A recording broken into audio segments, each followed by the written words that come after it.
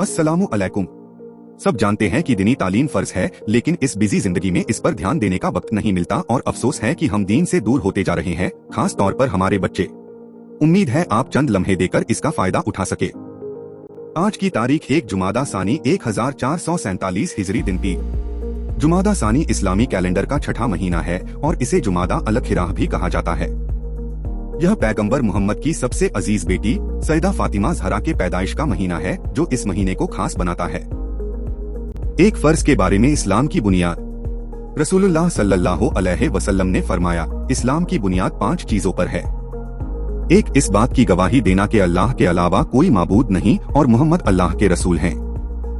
2. नमाज अदा करना। 3. ज़कात देना। 4. हज करना और 5. रमजान के रोजे रखना।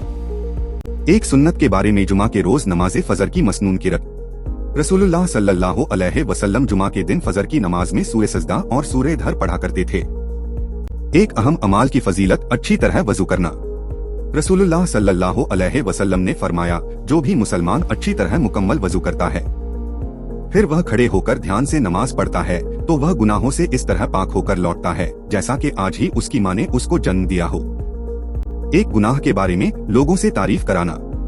रसूलुल्लाह सल्लल्लाहु अलैहि वसल्लम ने फरमाया, जो अल्लाह की नाफरमानी करके लोगों से अपनी तारीफ कराना चाहता है, तो उसकी तारीफ करने वाले उसकी बुराई करने लगेंगे। आखिरत के बारे में क़यामत के दिन बदला कबूल न होगा।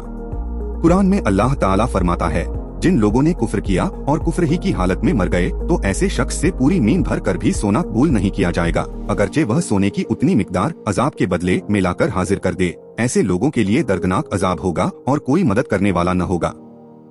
कुरान की नसीहत।